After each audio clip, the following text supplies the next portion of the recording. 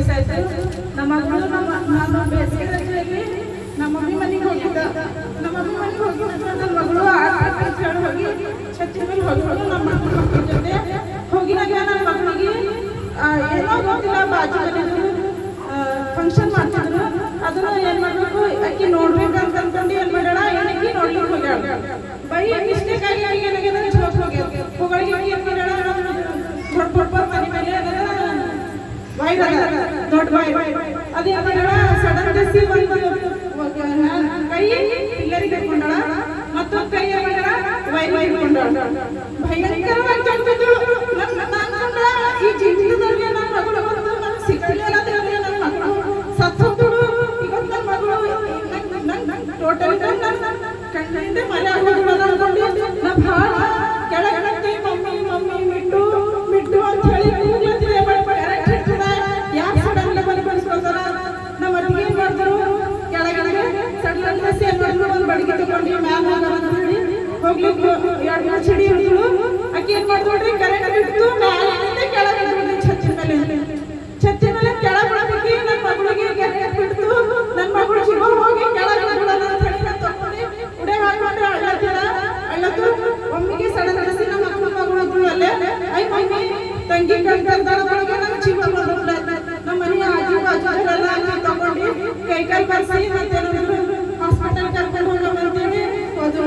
ನನ್ನ ಮಗಳು ಡೈಲಿ ಚಿಕ್ಕವಳು ಯಾವಾಗ ಸ್ಕೂಲಿಗೆ ಹಾಕಿದ್ರೆ 3 ವರ್ಷದಾಗಿದ್ದಾಗ ಅವಾಗ ಸ್ಕೂಲಿಗೆ ಹೋಗ್ಲತ್ರ ಡೈಲಿ ಒಂದು ವಾಕ್ಯ ಓದ್ಕೊತಾಳ, ಪ್ರೇಯರ್ ಮಾಡ್ಕೊತಾಳ, ಪ್ರೇಯರ್ ಹೇಳ್ಕೊತಾಳ, ಸ್ಕೂಲಿಗೆ ಬರ್ತಾಳ.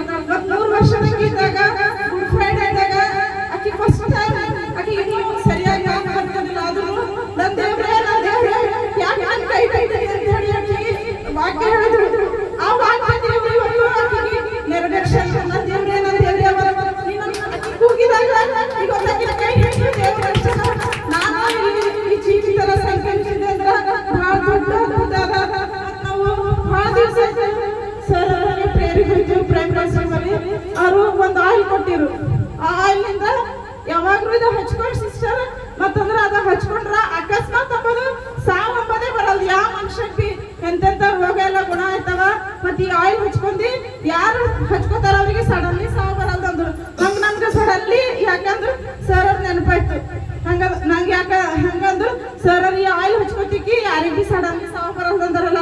ಅದಕ್ಕೆ ನನ್ನ ಮಗಳು ಇವತ್ತು ಈ ಮ್ಯಾಲ ಕರೆಂಟ್ ಹಿಡಿದ್ರು ಛತ್ತಿನ ಮೇಲಿಂದ ಇದ್ರು ಬಿದ್ದಾಳ. ಯೇಸು ಸ್ವಾಮಿ ಯಾವ ರೀತಿ ಶಿಲುಬೆ ಮೇಲೆ ನೇತಾಡಿದ್ರಲ್ಲ ನನ್ನ ಮಗಳು ಇವತ್ತ ಅದೇ ರೀತಿಯಾಗಿ ಛತ್ತಿನ ಮೇಲೆ ತಾರಿ ಹಿಡ್ಕೊಂಡು ನೇತಾಡತ್ತಳು. ನನ್ನ ಮನಸ್ಸನ್ನು ಮರೆಯೋಣದ್ಮೇಲೆ ಭಾಳ ಅಳ್ತಾ ಇದ್ದೀನಿ ನಾನು. ದೇವ್ರೇ ಇದು ಏನಾಯ್ತು ನನ್ನ ಜೀವಿತ? ಇಲ್ಲ ಕೆಲ ಮಕ್ಕಳು ಇದ್ದು ನಾವು ಬೇಸಿಗೆ ರಜೆ ಅಂತ ಹೇಳಿ ನಮ್ಮ ಮಮ್ಮಿ ಮನೆಗೆ ಬಂದ ನಾವು ವಾಪಸ್ ತಿರುಗಿ ಹೋಗ್ಲತ್ರ ನನ್ನ ಮಗಳಿಗೆ ಒಬ್ಬಟ್ಟಿಗೆ ತಗೊಂಡು ಹೋಗ್ಬೇಕಲ್ಲ ಅಂತ ಹೇಳಿ ನಂಗೆ ಭಾಳ ದುಃಖ ಆಯ್ತು. ಅದಕ್ಕೋಸ್ಕರನೇ ದೇವ್ರು ಮಾಡಿದ ಉಪಕಾರ, ದೇವ್ರು ಭಾಳ ದೊಡ್ಡವರು.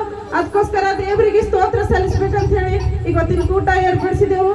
ಸರ್ ಅವರು ಭಾಳ ಪ್ರೇರು ಭಾಳ ಸ್ಟ್ರಾಂಗ್ ಅದ. ಎಲ್ಲರೂ ದೇವ್ರ ಕಡೆ ತಿಳ್ಕೊಳ್ಳಿರಿ. ದೇವರು ತಕ್ಕ ಕಾಲದಲ್ಲಿ ನಮ್ಗೆ ಸಹಾಯ ಮಾಡ್ತಾನಂತ ಹೇಳಿ ನಂಬ್ತೇನೆ. Thank you.